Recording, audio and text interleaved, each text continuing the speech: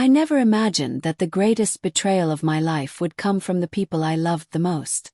It all started on a quiet morning when I decided to test the new security system in my house.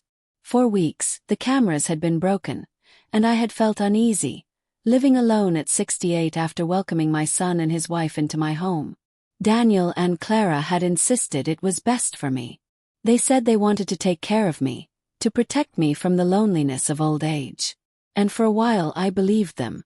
I believed every word because that's what mothers do. We trust our children. We never stop seeing them as the small boys we once held, no matter how old they get. But that morning everything changed. When the technician fixed the surveillance system, I hadn't thought much of it. I had even forgotten to mention it to Daniel and Clara. Perhaps it was a subconscious choice. Perhaps a part of me already sensed that something wasn't right. Whatever it was, I opened the camera app on my phone and saw something I should never have seen. Daniel, my only child, the man I had raised with love and sacrifice, was sitting in my living room with Clara. My documents, the ones I always kept locked away, were scattered across the coffee table as if they were rummaging through a garage sale. My heart stopped. I leaned closer to the phone, praying I was wrong, praying there was some explanation that would ease the storm rising in my chest. But then I heard Clara's voice. "Where's the original deed?" she asked coldly, her tone sharp and impatient. "Victor said we need it for the forgery to work." Victor. The name alone sent a shiver down my spine. He was a shady lawyer Daniel had once introduced, a man I had distrusted from the moment I laid eyes on him. And now his name was at the center of this nightmare. My son's voice followed, heavy with frustration. "She keeps everything organized. It has to be here." I sat frozen, unable to move, unable to breathe. They were searching for the deed to my house. The home I had worked 30 years to buy. The place where I had raised Daniel alone after his father abandoned us. Every brick, every wall, every corner of that house was filled with memories, with sacrifices, with my life's work. And now my son, my flesh and blood, was trying to steal it from me while I was still alive. Clara held a document to the light streaming through the window. "Look at this," she said with a cold smile. $500,000, Daniel. He was right. It's worth every risk. $500,000. To them it wasn't a home. It was a jackpot. I wanted to scream, to run into the room and tear the papers from their hands, but something told me to wait, to listen. Because if I confronted them too soon, they would lie. They would twist their words and make me doubt myself. But if I stayed silent, I could hear the truth. And what I heard crushed what was left of my heart. "Once we have the deed, we can sell the house and move her into something smaller," Clara said casually, as if discussing groceries. "A one-bedroom apartment will be more than enough for her last years." Her last years. She said it like I was already dead, like I was nothing but a burden standing in the way of their future. Daniel walked toward my bedroom, searching drawers, muttering about safes and hiding places. He came back empty-handed, his face red with frustration. Clara's arms were crossed, her patience thinning. "Victor gave us until Friday," she reminded him. "Without the deed, we can't move forward. And without the forgery, we'll keep living on the crumbs your mother gives us." Crumbs. That's what she called the $700 I gave them each month from my modest pension. Crumbs, when I had stretched myself thin for years to keep them comfortable. Daniel slumped into my favorite armchair, the one I had sat in countless nights when he was a child, cradling him after nightmares. Now he looked at it like a throne he had already claimed. "We'll trick her into signing something," he said bitterly. "She's been confused lately. She won't even read it. We'll tell her it's about her insurance or something urgent." Confused. That word cut deeper than any knife. Yes, I sometimes forgot names or dates. That was normal at my age. But they had been planting seeds, making me doubt my mind, twisting reality until I questioned myself. Now I saw it clearly. They had been preparing this for months. Clara's smile returned, cruel and satisfied. "Perfect. Tomorrow we'll bring her the documents. She'll sign without asking." I wanted to believe, for one fragile moment, That Daniel wasn't fully lost. And maybe he wasn't. Because as he stared at the papers, his voice softened. She's still my mom, Clara. The woman who raised me, who gave up everything for me. For a heartbeat, hope flickered in my chest. Maybe the boy I had raised was still in there, buried under the greed. But Clara placed her hand on his shoulder, her words dripping with poison. Think about our future, Daniel. Think about the children we want. Are we going to keep depending on a senile old woman? This house is our chance. And just like that, I watched the last of his hesitation vanish. His expression hardened, his voice cold. You're right. It's time to think about us. I sat there in my kitchen, staring at my phone screen, feeling like I was watching a horror movie. But this wasn't fiction. It was my life, unraveling in front of me. For 35 years I had built that man. I had fed him, clothed him, comforted him, celebrated him. I had worked myself to exhaustion to pay for his education. I had given up any chance at rebuilding my romantic life so he would never feel abandoned. And now, the child I had sacrificed everything for was plotting to erase me. But what Daniel and Clara didn't know was that the game was no longer theirs to control. The cameras were on. Their voices were recorded. Their betrayal was etched into digital memory. For the first time in months, I wasn't powerless. I had proof. I had leverage. The war had just begun. And they didn't even know they had already lost. For the next few days, I lived a double life I never imagined I could endure. By day, I was the doting mother, making breakfast, asking about their plans, smiling when Daniel kissed my forehead before leaving the house. But in secret, I was an investigator, documenting every whisper, every look, every cruel word. Technology became my weapon. The app on my phone gave me access to their private world, to their conspiracies spoken in what they thought was safety. On Tuesday morning, Clara sat on my couch with her laptop, papers scattered across the cushions like the ruins of my trust. Daniel paced nervously, biting his nails. Victor says he has the documents ready, Clara said. But he needs the original deed for comparison. What if she notices it's gone? Daniel asked, his voice betraying doubt. She won't, Clara sneered. She hasn't touched those papers in months. We'll just borrow it and put it back. Borrow. That's what she called stealing the roof over my head. Daniel hesitated again, glancing toward the kitchen where I was cooking. She's been attentive lately. Like she's watching us. My heart skipped. Had I been too obvious? But Clara only laughed. She's 68. She spends her days watching soap operas.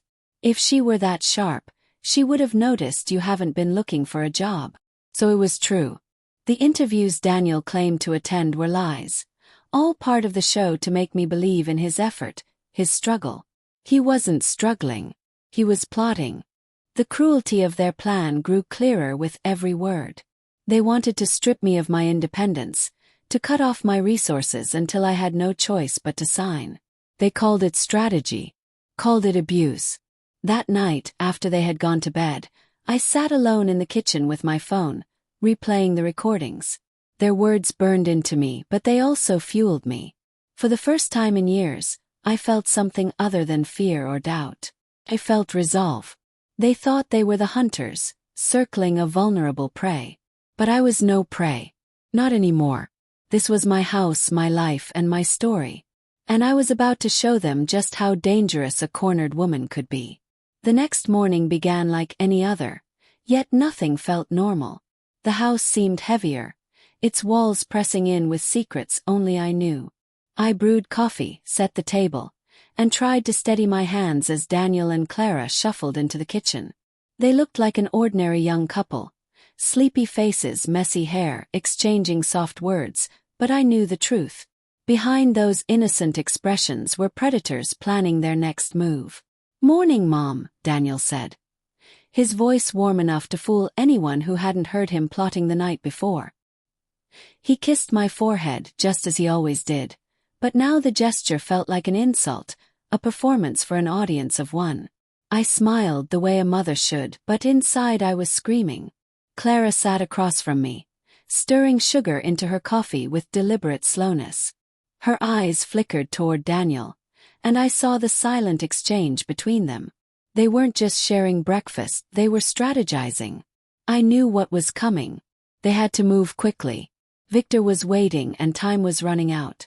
After a few bites of toast, Clara cleared her throat. "Evelyn," she said, using my first name instead of Mom. It was one of her subtle ways of creating distance. "We've been thinking a lot about your future lately.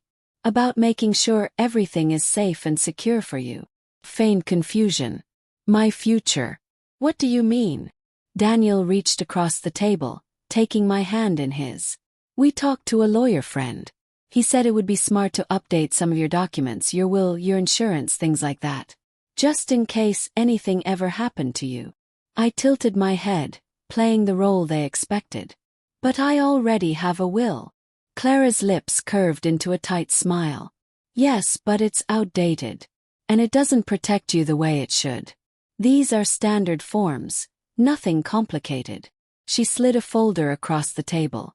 Its weight was heavier than paper should be. Inside lay the weapons of their scheme, pages of forged documents dressed in legal jargon. I opened the folder slowly, my eyes scanning the dense paragraphs. I recognized enough to understand the danger. Power of attorney, transfer of property, irrevocable. Words designed to strip me of everything I owned, words that could turn me into a prisoner in my own life. I lifted my eyes and asked softly, "Can you explain it to me?" Daniel's smile widened, his thumb brushing the back of my hand. "There's no need, Mom. It's all technical language. The important thing is that you sign here, here, and here." He pointed to neat X's marked on the margins. I held the pen they offered, my hand trembling, but not from fear. From fury. Fury I buried deep, replacing it with the mask of a frail, uncertain woman. "I'd like to think about it," I said gently. "Just for a day. To be sure." The silence that followed was sharp. Clara's patience thinned, her mask slipping for just a second. "It's urgent, Evelyn. Tax laws are changing. If you wait too long, it could cost you." Daniel tightened his grip on my hand. "Please, Mom. Don't you trust us?" There it was. The weapon sharper than any blade. Guilt, trust. The invisible chain between parent and child. I forced a smile. "Of course I trust you. But it's a big decision. Tomorrow will be fine." They exchanged a look, one they thought I couldn't read. Fear flickered in Clara's eyes, frustration in Daniel's. They had expected me to fold easily. But I was no longer their victim. I was watching, listening, recording. That night, I replayed every word through the security app. Their impatience, their pressure, their manipulation. It was all there, stored safely in digital memory. But something told me it wouldn't be enough. They were clever. If pushed, they could twist the narrative, make me look paranoid, unstable. I needed more. I needed them to reveal the full scope of their plan in their own words. Wednesday morning brought rain, soft and steady against the windows.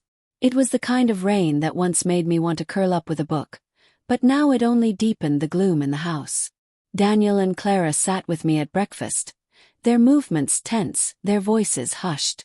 "Mom," Daniel began after draining his coffee, "we really need you to sign today. The lawyer is waiting. If we don't bring the papers, we'll lose the opportunity." I set down my fork, feigning innocence. "What opportunity?" Clara's smile returned, stretched thin across her face. "The opportunity to protect you, of course. Don't you want us to help you with your affairs if something ever happens?" The words tasted of poison. Affairs. Protection. As if I were a helpless old woman incapable of making my own choices. "I'll think about it," I repeated softly. Daniel's composure cracked. His fist hit the table, rattling the plates. "Just sign the damn papers, Mom." The sound echoed through the kitchen like a gunshot. For the first time I saw his true face. Gone was the loving son, the careful actor. What remained was raw anger, desperation, greed. I pushed back my chair slowly, letting the silence fill the room. "Why are you yelling at me, Daniel?" He blinked, realizing his mistake, and scrambled to rebuild the mask. "I'm sorry. I'm just stressed." But the damage was done. I had glimpsed the beast beneath the skin. And I knew, with chilling certainty, that if I signed those papers, I would lose everything. Not just my house, but my freedom, my dignity, my life. Later that day, as I pretended to nap, I turned on the cameras again. The dining room feed showed them whispering in low, urgent tones. Clara's voice was sharp. "She's getting suspicious. If she won't sign willingly, we'll have to pressure her another way." "How?" Daniel asked, rubbing his temples. "She depends on us financially, doesn't she? The groceries, the car, her medical insurance. What happens if all that disappears?" Daniel hesitated. "She still has her pension. Barely enough to cover basics," Clara replied with a smirk. "Without us, she won't manage for long. She'll be forced to sign." My stomach twisted, but I kept listening. "We start tomorrow," Clara continued. "Cancel her supplemental insurance. Take away the car. Stop buying the groceries. Let her feel the weight of her age." Daniel's eyes lit up with cruel admiration. "It's brilliant." I closed the app, my hands trembling. They weren't just planning to steal my house. They wanted to break me first. Strip away my independence piece by piece until I had no choice but to surrender. But they had underestimated me. They saw a vulnerable old woman. They forgot that I had raised a son on my own, working double shifts, surviving years of loneliness and sacrifice. They forgot that a woman who has endured that much is not easily broken. That night, I sat in the quiet kitchen, the rain still tapping against the windows, and planned my response. Every trap they laid for me, I would turn back on them. Every weapon they used, I would twist to my advantage. They thought I was losing my mind. But in truth, I had never been sharper. The next day, Clara announced at breakfast that they could no longer afford to cover my medical insurance. Her tone was sorrowful, her eyes wide with false concern. "We're so sorry, Evelyn, times are hard. We'll help where we can, but you'll have to manage on your pension." I nodded slowly, masking the storm within me. "Of course, dear. I understand." Inside, I was already documenting it all. Every word, every lie, every act of cruelty was becoming evidence. They believed they were tightening the noose. But I was the one holding the rope. The silence that followed Clara's declaration lingered long after she had left the kitchen. Evelyn sat alone at the table, her hands folded neatly in her lap, her face calm, but inside her chest a storm raged. She had raised Daniel to be strong, to be independent, to value honesty. Now, listening to the woman he had married turn him against his own mother, she felt the bitter taste of betrayal coat her tongue. The next few days became a careful theater. Clara carried herself with false cheerfulness, bringing home bags of groceries lighter than before, filled with cheaper substitutes that barely lasted the week. Daniel spoke less, his eyes avoiding hers, as though the guilt inside him was a shadow he couldn't outrun. Evelyn noticed it all, but she said nothing. Instead, she performed her role, the weary mother, grateful for scraps, asking fewer questions, smiling faintly when spoken to. But when she was alone, the mask slipped. In the quiet hours of the night, Evelyn set about her real work. She backed up the recordings from her phone, transferring them to a flash drive hidden in an old sewing kit no one ever touched. She scribbled notes in the margins of an unused recipe book. Dates, times, quotes, details that would weave together the web of lies Daniel and Clara were spinning. One evening, Evelyn walked into the living room to find Clara whispering fiercely at Daniel. She froze in the hallway, just out of sight. "You need to push her harder," Clara hissed. "Victor won't wait forever." Daniel rubbed the back of his neck. "She's my mother, Clara. I can't just." "You already started," Clara snapped. "Don't pretend you're innocent now. We've come too far. Do you want this life forever? Living in her house, eating her food, begging for scraps of her pension?"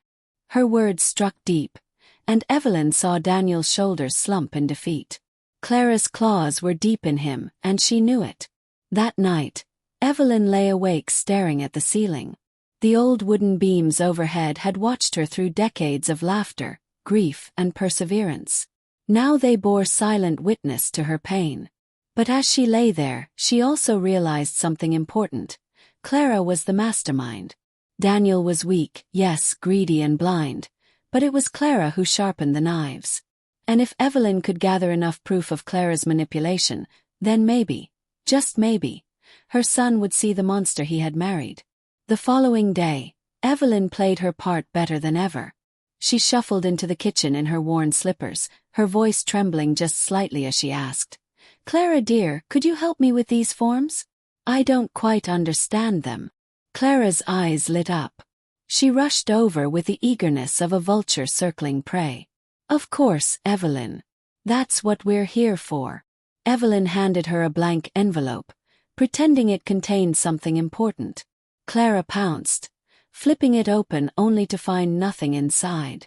Evelyn watched carefully as irritation flashed across her daughter-in-law's face before she smoothed it over with another fake smile.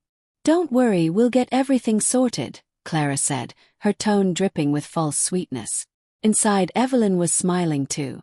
Every slip, every sign of Clara's desperation was another thread she could weave into her trap. By Friday, the pressure mounted. Daniel stormed into Evelyn's bedroom without knocking, holding a stack of papers. His eyes were bloodshot, his voice trembling. "Mom, enough games. Sign these. It's just for insurance." Evelyn sat on the edge of her bed, her nightgown draped around her thin frame, her hands folded calmly. She tilted her head, studying him the way one might study a stranger. "Insurance," she repeated softly. "Yes," Daniel shouted. "So you'll be protected. So if anything happens, Clara and I can take care of things." Her heart cracked at the anger in his tone, but she forced herself to stay steady. "I trust you, Daniel," she said gently, "but I would like my lawyer to look at them first." The color drained from his face. "Your lawyer?" "Yes," Evelyn said, her voice calm, almost casual. "Mr. Hawkins has handled my papers for years. Surely you don't mind if he takes a look." Daniel's mouth opened, then closed. His hands clenched around the papers. "You don't need him. You have us." Evelyn smiled faintly. "And that's why I want to be careful. Because I trust you." Her words disarmed him, but only for a moment. He dropped the papers onto her dresser with a thud and stormed out, slamming the door behind him. Evelyn waited until the echo faded, then exhaled slowly. Her heart was racing, her hands trembling, but her resolve had never been stronger. Later that night, she reviewed the footage again. Clara was pacing the living room, her voice sharp, her face twisted in frustration. "She's playing us, Daniel. Don't you see? She's stalling for time. If she brings in that lawyer, it's over. We'll lose everything." Daniel buried his face in his hands. "What do you want me to do?" "She won't sign." Clara leaned down, her voice cold as ice. "Then we make her." Those 4 words echoed in Evelyn's mind long after the recording ended. They were the final proof she needed. This wasn't just greed anymore, it was a threat. They were willing to cross lines she hadn't even imagined. And if she didn't act soon, she might not have the chance at all. That night, Evelyn picked up the phone and dialed a number she hadn't used in years. When the voice on the other end answered, steady and familiar, tears welled in her eyes. "Mr. Hawkins," she whispered, "I need your help." Mr. Hawkins hadn't changed much since Evelyn had last seen him, though his voice carried more weight now, a certain gravity that soothed her the moment he spoke. He was more than just a lawyer. He had been a friend to her late sister, someone Evelyn had trusted during darker times. She had never thought she would need him again, not like this. Yet here she was, whispering into the phone like a fugitive in her own home. "Tell me everything," Hawkins said. His tone was calm, measured, the kind of voice meant to untangle knots of fear. And Evelyn did. She told him about the surveillance footage, the pressure to sign documents she barely understood, the financial cuts meant to weaken her, the threats whispered when they thought she wasn't listening. By the time she finished, Hawkins was silent for a long moment. Then he said, "You did the right thing calling me. But Evelyn, this is serious. They're trying to strip you of everything. If we don't move carefully, they'll succeed." "I don't want to lose my son," Evelyn whispered, her throat tightening. "You may already have," Hawkins replied softly. "But we can make sure you don't lose yourself." They agreed to meet the next afternoon at his office. Evelyn hung up and sat in the dark kitchen, her fingers tracing the wood grain of the table, her heart pounding with both fear and hope. She wasn't alone anymore. The next day, she told Daniel she had a doctor's appointment. His reaction was too quick, too eager. "Do you want me to drive you?" he asked, but the nervous twitch of his hand gave him away. He didn't want her out of his sight. "No, dear," Evelyn said, forcing a tired smile. "It's only a checkup. I'll take the bus. You and Clara enjoy your day." The bus ride into town felt like a release, like slipping out of a cage she hadn't realized was locked. She kept her head down, her bag clutched tightly, the flash drive with her recordings hidden deep inside. At Hawkins' office, she finally exhaled. He greeted her warmly, ushered her into a quiet room, and listened again as she laid out her evidence. When she handed him the flash drive, his brows furrowed, his mouth tightening. "This is more than enough to involve the police," he said. "But if you want to wait, we can build an even stronger case. For now, you mustn't let them suspect anything." "I can do that," Evelyn said firmly. "I've been pretending for weeks. They think I'm weak. That's my advantage." Hawkins leaned forward, his gaze steady. "Then use it. Keep recording. Keep playing their game. But Evelyn, be careful. If they realize you're onto them, they may not wait for you to sign. Desperate people do desperate things." Those words stayed with her on the ride home, weaving into her thoughts like a dark refrain. Desperate people do desperate things. When she stepped through the door, Clara was waiting in the living room, her smile stretched too wide. "How was the doctor?" she asked sweetly. "Boring," Evelyn replied with a faint chuckle. "Just the usual tests." Clara studied her face for a moment longer, as if searching for cracks, before finally nodding. "Good. We were worried about you." Evelyn excused herself and went to her room, her mask still in place, but her heart pounding. Clara suspected something. She could feel it. That night, she set her phone on the dresser, the camera pointed toward the door, and pretended to sleep. Hours later, she heard the creak of footsteps. Through the slit of her eyelids, she saw the door ease open, Clara's silhouette framed in the dim light. She stood there for a long moment, watching, waiting, before finally retreating down the hall. The next morning, Evelyn checked the recording. Clara's figure was unmistakable, her expression caught in grainy black and white, a hunter testing her prey. Evelyn saved the clip, labeling it carefully. Another piece of the puzzle. Over the next week, the pressure intensified. Groceries dwindled further. Daniel snapped more often, his guilt twisting into anger. Clara's mask slipped daily, her voice colder, her patience gone. "Sign the papers, Evelyn," she said one night, her tone as sharp as broken glass.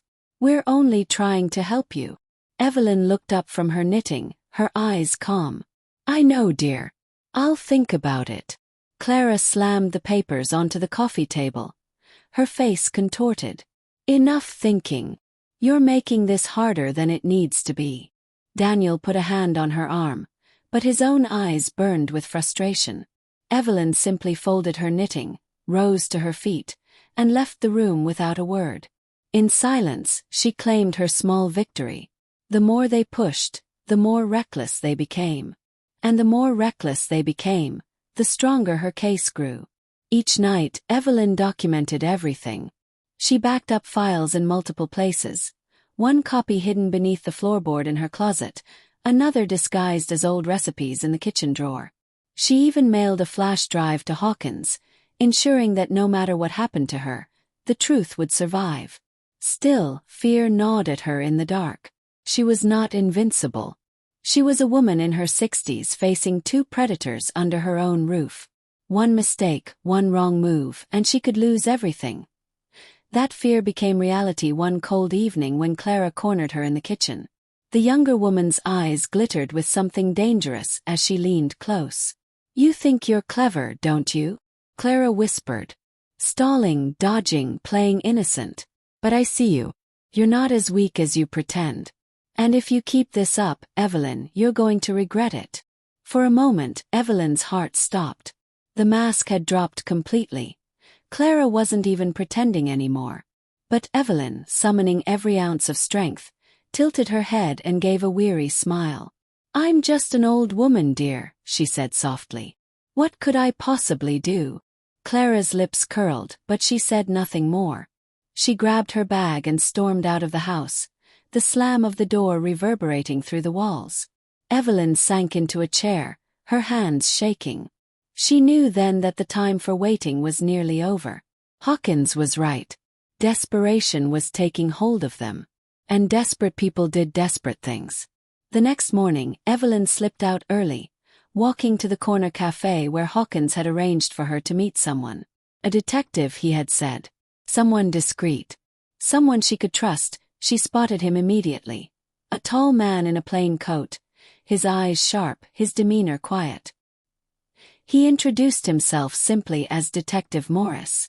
Evelyn studied him carefully, measuring his steadiness, before finally opening her bag and sliding the flash drive across the table. "This is everything," she whispered.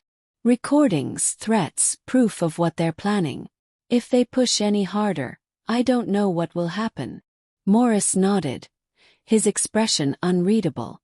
"You've done more than most would in your position. This is solid. But we need them caught in the act. You keep playing along and we'll be ready when the time comes." Evelyn sipped her tea, her hand trembling slightly. "How much longer do I have to endure this?" "As long as it takes," Morris replied. "But trust me, we won't let them win." Walking back home, Evelyn felt the weight of her fear and hope colliding inside her chest. She was not powerless anymore. She had allies now, a lawyer and a detective, and evidence too strong to ignore. Still, the thought of returning to that house, to Daniel's hollow eyes and Clara's sharp tongue, chilled her to the bone. But she did it. She returned. She smiled at Daniel, she thanked Clara for the meager groceries. She shuffled through the house like a woman slowly breaking. All the while, her secret grew stronger. The days after Evelyn met Detective Morris passed like a shadowed dream. She moved through the house with deliberate slowness, her steps careful, her voice gentle, her face weary. To Daniel and Clara, she appeared to be bending beneath their pressure, the weight of age and dependence finally taking its toll. But inside, Evelyn's mind burned sharper than it had in years. Every glance, every word, every cruel maneuver they made was stored away like ammunition. Daniel grew restless. He paced the halls at night, his footsteps echoing through the house like a restless ghost. Sometimes Evelyn heard him muttering to himself, words she couldn't always make out, but the tone was clear. Frustration, fear, desperation. Clara, on the other hand, carried herself with brittle cheerfulness. She smiled too often, laughed too loudly, and watched Evelyn with eyes that never truly softened. One evening, as Evelyn sat in the living room knitting, Clara dropped a stack of envelopes onto the coffee table. "These need your signature," she said lightly, as if announcing the weather. Evelyn set down her needles and peered at the papers through her glasses. "What are they?" "Just routine updates," Clara replied, her voice dripping with casual deceit. "Bank forms, insurance renewals. Nothing complicated." Evelyn flipped through them slowly, her eyes scanning lines of text she pretended not to understand. Buried among the pages were transfers of account access, authorizations for shared control, legal traps disguised as harmless paperwork. "I'll sign them tomorrow," Evelyn murmured. "My hands ache tonight." Clara's smile faltered, but she recovered quickly. "Of course, Evelyn. Tomorrow then." The moment they left the room, Evelyn slipped the papers into her knitting basket, sliding her phone out with trembling hands. She snapped photos of every page, uploading them to a secure folder Detective Morris had taught her to use. When she was finished, She returned the stack exactly where Clara had left it. That night, Evelyn lay awake listening to the muffled voices drifting from Daniel and Clara's bedroom. The walls were thin, and though their tones were hushed, the venom in Clara's words carried clearly. She's dragging her feet. Victor is getting impatient. Daniel muttered something Evelyn couldn't catch. Clara's voice sharpened. Then push her harder. Don't you understand? We're running out of time. If she goes to that lawyer of hers, this is over. Evelyn closed her eyes, her chest tightening. They were right about one thing. Time was running out. But not in the way they thought. The next morning, Evelyn sat at the kitchen table sipping her tea as Daniel shuffled in. His eyes were bloodshot, his movements agitated. He dropped heavily into the chair across from her and stared at her in silence. "Something wrong, dear?" Evelyn asked softly. "You don't trust us," he blurted. Evelyn tilted her head, knitting her brows together as if confused. "Of course I do. Why would you say that?" "Because you keep delaying. You won't sign. You keep asking questions. You think we're trying to hurt you." His voice cracked, anger and guilt warring inside him. Evelyn reached across the table, placing her wrinkled hand over his. "Daniel, you're my son. I've always trusted you. Always. But these are big decisions. Let me move slowly. That's all I ask." For a moment, Daniel's face softened. His eyes glistened with something almost like shame. But then Clara entered, carrying a grocery bag half filled with cheap bread and canned soup, and the softness vanished. He pulled his hand back, his jaw tightening. That afternoon, Evelyn slipped out again, this time under the guise of visiting a friend. She met Hawkins in his office, where Detective Morris was waiting as well. She handed over the photos of the forged documents, her voice steady as she described Clara's midnight threats and Daniel's growing temper. Morris studied the evidence with narrowed eyes. "This is enough to build a case," he said. "But if you can hold out just a little longer, we can catch them in the act of coercion. That will seal it." Evelyn clasped her hands tightly in her lap. "How much longer?" "As long as it takes for them to cross the line," Morris replied. "But don't worry, we're watching. You won't face this alone." Those words were a comfort, but Evelyn knew the truth. Inside her home, she was still alone. The breaking point came on a stormy night a few days later. Rain lashed against the windows, thunder rolled through the sky, and the house seemed to tremble beneath the storm's fury. Evelyn sat in her bedroom, her knitting needles clicking softly, when the door burst open. Daniel stood there, soaked from the rain, his eyes wild. He clutched a folder in his hands, his chest rising and falling with ragged breaths. "Enough," he shouted. "You're signing this tonight." Evelyn's heart pounded, but she forced her voice to remain calm. "Daniel, please. What's gotten into you?" Clara appeared behind him, her face pale, her lips pressed tight. "Do it, Daniel," she urged. "Make her sign." He stepped forward, thrusting the folder toward her. The papers trembled in his grip. "Sign it, Mom. Just sign it, and this will all be over." Evelyn looked up at her son, her eyes filling with tears she did not have to fake. "Daniel," she whispered, "why are you doing this to me?" For a moment the mask cracked. His hands shook, his jaw quivered, and his eyes flickered with something human. But then Clara's hand tightened on his arm, and his face hardened again. "Because we need it," he said through clenched teeth. "Because this house is wasted on you. Because you don't understand." Evelyn rose slowly from her chair, her frame small and fragile before him. "I understand more than you think," she said softly. "But if you force me, Daniel, if you make me do this, you'll lose me forever." The words hung in the air like a blade. Daniel faltered, his breath catching, but Clara's voice sliced through the silence. "She's bluffing. She's old, she's weak, and she'll cave. Do it now." Daniel shoved the papers onto the dresser, his voice breaking. "Tomorrow. She'll sign tomorrow." He stormed out, Clara trailing after him, her curses sharp and bitter. Evelyn collapsed into her chair, her whole body trembling. She picked up her phone with shaking hands and sent a single message to Morris. "It's happening. They're pushing harder. Please be ready." The detective's reply came almost instantly. "Stay calm. Keep recording. We'll be there when the time is right." That night, Evelyn barely slept. The storm outside mirrored the one within her, every rumble of thunder echoing the fear and determination in her chest. She knew the final act was drawing near. The trap was almost ready. All that remained was for Daniel and Clara to step fully into it. The morning after the storm, Evelyn moved through the house as if nothing had happened. She made coffee, buttered toast, and hummed faintly under her breath. To anyone watching, she looked like a woman too tired to hold grudges. But inside, every nerve was alert. She felt Daniel watching her from the hallway, his eyes heavy with something between guilt and suspicion.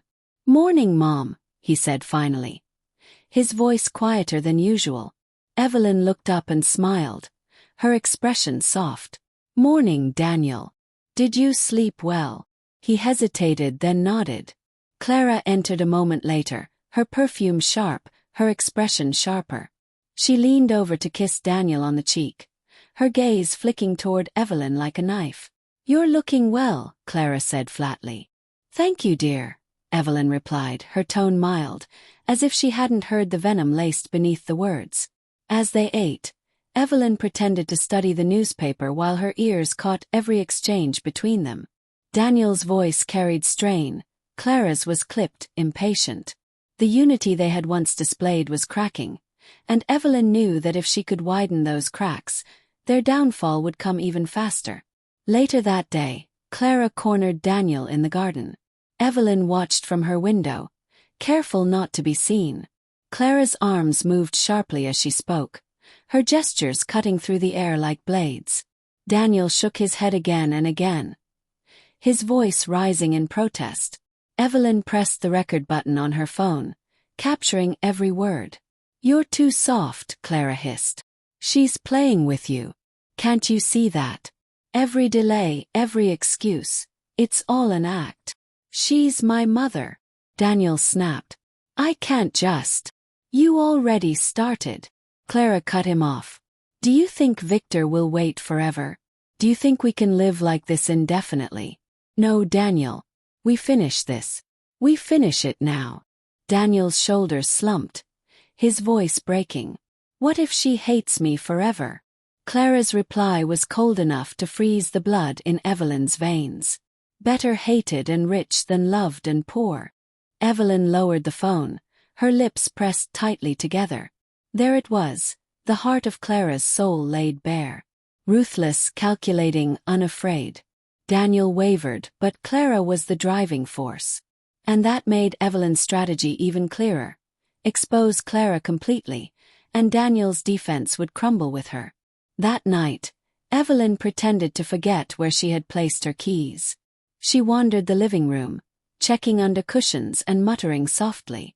When Daniel came in, he sighed and picked them up from the counter. "You left them here, Mom," he said, placing them in her hand. "Did I?" Evelyn asked, her eyes wide with innocent confusion. "I really must be losing my memory." Daniel frowned, guilt flashing across his face. He opened his mouth to speak, but Clara walked in before he could. She saw the keys in Evelyn's hand and smirked. "See, she doesn't even remember what she's doing anymore. We're wasting time." Evelyn's heart leapt, though her face remained calm. Every performance she gave, every seed of doubt she planted, pushed Clara into speaking too much. And Evelyn made sure her phone, tucked into her pocket, recorded every word. The following day, Evelyn slipped away to meet Morris again. She handed him the new recordings, her voice steady as she explained Clara's growing aggression. Morris listened carefully, his expression grim. "They're unraveling," he said. "That works in our favor. But Evelyn, you need to be cautious. Clara sounds dangerous. If she suspects you're resisting on purpose." "She already suspects," Evelyn interrupted quietly. Last night she told Daniel I'm playing with them. She knows I'm not as weak as I look. Morris leaned forward. Then you need to be prepared. If she tries something drastic, you call me immediately. Don't wait. Don't try to handle it alone. Evelyn nodded, though inside she wondered if she would even have the chance. Clara was quick, cunning, and cruel. But Evelyn had one advantage Clara could never take away: time. At 68, Evelyn had lived through storms Clara couldn't imagine. She knew how to wait, how to endure, how to strike only when the moment was right. By the end of the week, the tension in the house was thick enough to choke on. Daniel barely spoke, his eyes hollow, his shoulders bent beneath invisible weight. Clara grew sharper by the hour, her patience shredded. She slammed cupboards, snapped at Daniel, snapped at Evelyn, snapped at the walls themselves.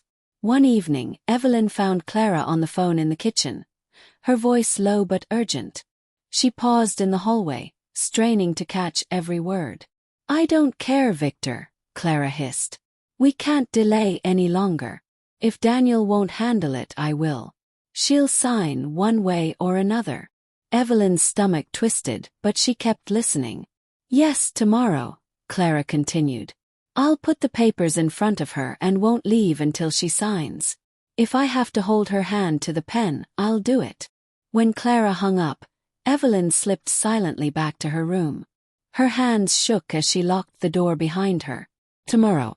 The word echoed in her chest like a drumbeat. Tomorrow the mask might fall completely. Tomorrow she might face her greatest test.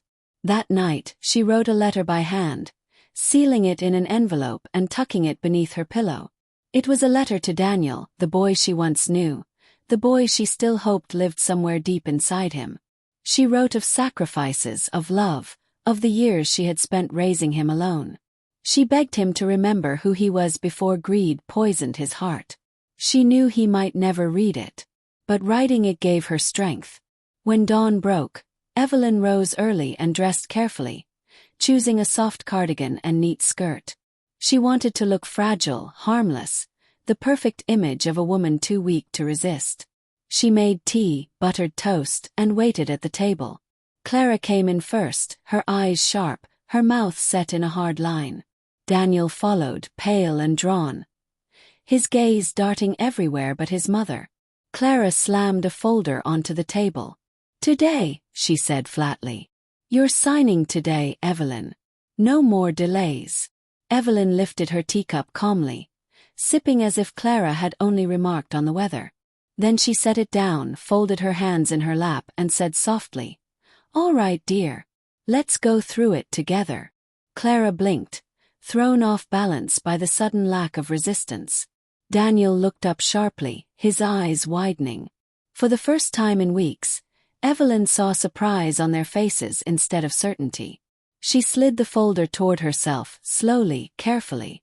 Inside, her heart pounded, but her hands remained steady. She flipped open the first page and scanned the text, her eyes catching every damning clause. "Could you explain this line to me?" she asked innocently, tapping her finger against the section granting Clara full control of Evelyn's accounts. Clara leaned forward eagerly, her words tumbling out too quickly. "It's just standard legal language, nothing to worry about. Just sign at the bottom." Evelyn nodded and turned the page. "And this part?" Clara's jaw clenched. "It's all the same, Evelyn. Just sign." Evelyn turned another page. And another. Each time, her voice mild, her questions gentle. Each time, Clara grew more impatient, her mask slipping further. Finally, Clara slammed her hand on the table. "Stop pretending.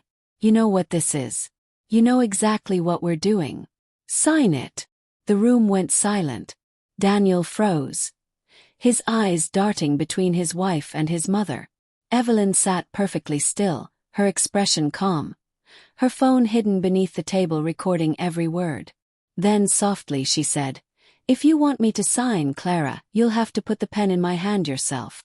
Clara's eyes burned as she shoved the pen across the table. It clattered against the wood, spinning before stopping near Evelyn's hand.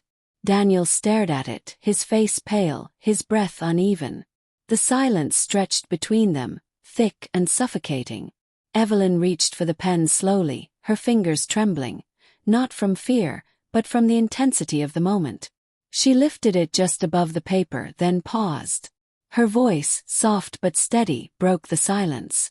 "Before I sign, Daniel, tell me, why do you need this so badly?" He blinked, caught off guard.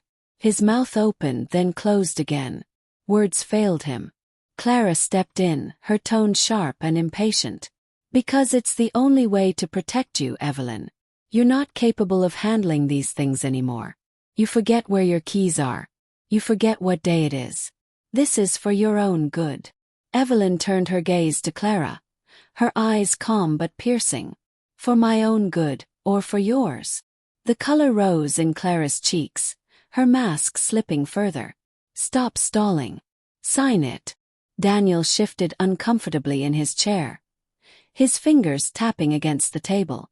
Evelyn watched him carefully, saw the doubt flicker in his eyes. For the briefest moment, she caught a glimpse of the boy he used to be, the son who once brought her flowers plucked from the garden, the son who once curled against her during storms. But Clara's hand landed on his shoulder, her nails digging in, and the boy was gone. Evelyn placed the pen down gently. "Not today," she whispered. Clara's voice rose, trembling with rage. "Do you want us to starve? Do you want us to live like beggars while you sit here hoarding this house? Do you think Daniel deserves this life?" Daniel flinched, but he said nothing. Evelyn turned her eyes to him, her voice soft but heavy with meaning. "Daniel, my son, is this truly the life you want?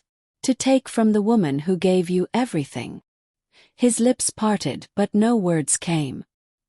He stared at her, his face pale, his eyes wide, before finally looking away. Clara snarled, her grip tightening on him. "That's enough," she snapped. She snatched the papers from the table and shoved them back into the folder. "We'll try again tomorrow." The storm of their footsteps echoed through the hall as they left the room. Evelyn exhaled slowly, her chest aching from the effort of holding steady. She reached into her pocket, pulled out her phone, and tapped a single message to Detective Morris. "They're close. Be ready." The reply came within minutes. "Understood. We'll be in place when the time comes."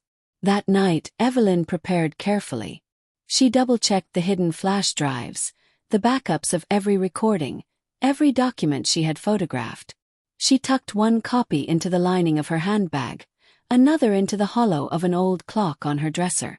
No matter what happened, the truth would survive. She didn't sleep much. The house groaned and creaked, every sound amplified in the silence. She thought about her sister long gone who had once told her, "Strength isn't about how loud you roar. It's about how long you endure." Evelyn understood those words now more than ever.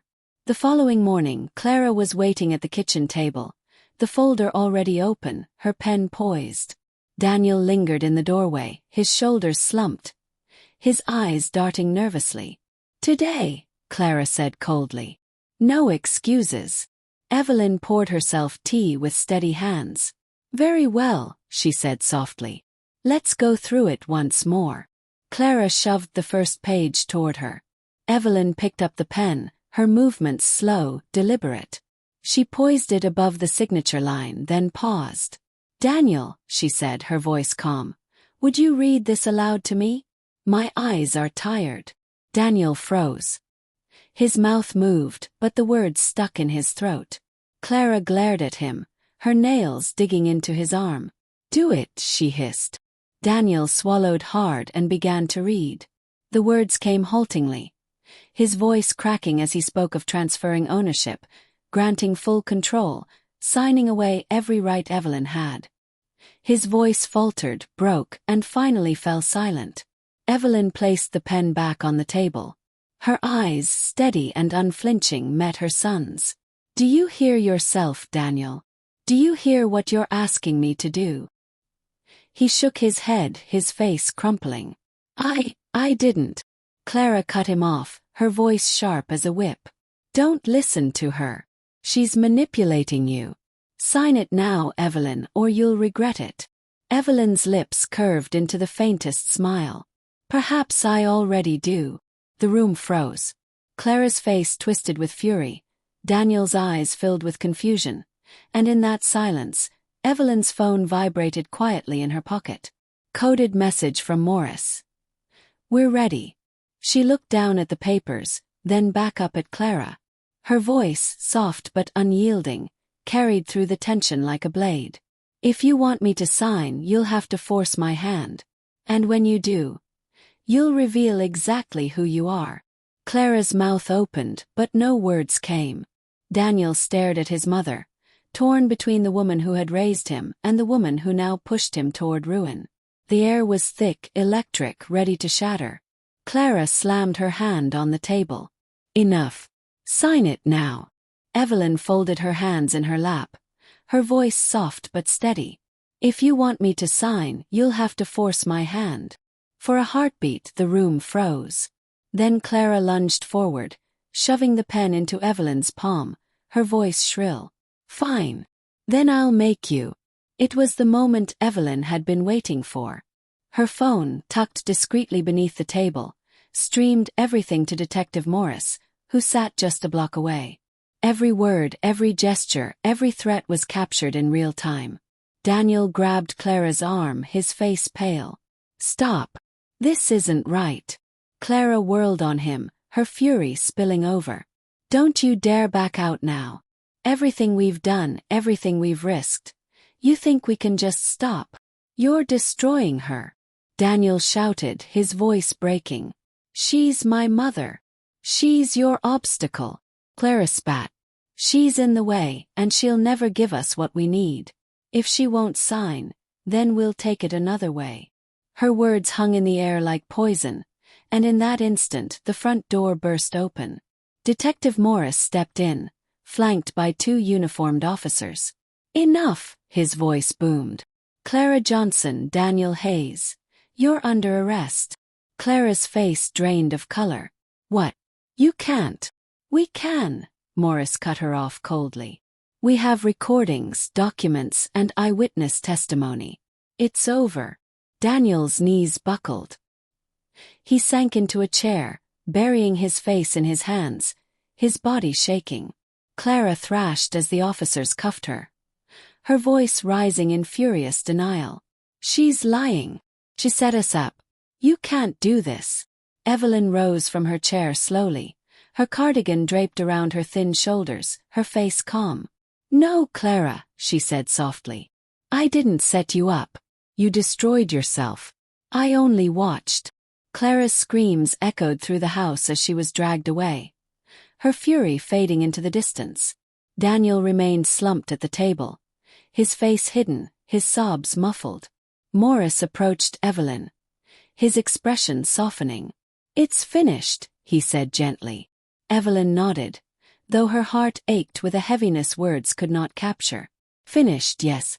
But the scars remain. In the days that followed, the house grew quiet again. Hawkins assured her the case was strong, that Clara would face years behind bars and Daniel would have to answer for his part, though perhaps more leniently. Evelyn listened, nodded, but spoke little. At night, she walked through the rooms alone, her hands brushing the walls, the memories rising with each touch. The laughter of a little boy. The long nights of sacrifice. The silence of years spent building something worth keeping. She had won, yes. She had kept her home, her independence, her dignity. But the cost was carved deep. The boy she had raised, the son she had loved beyond reason, was gone, replaced by a man she no longer recognized. Evelyn survived what many would call the unthinkable, betrayal from her own son and the woman he loved. With courage, patience, and strategy, she turned their cruelty into their undoing.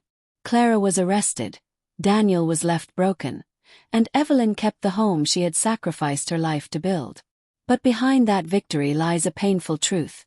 The deepest scars are not left by strangers, but by those we once trusted most. So I ask you, what would you have done in Evelyn's place? Could you forgive a betrayal like this? Or would you cut ties forever? Share your thoughts below, I want to know how you see it. And if this story shook you, don't forget to like, subscribe, and hit the notification bell so you never miss the next one. Your thoughts matter here. Let's talk about it in the comments.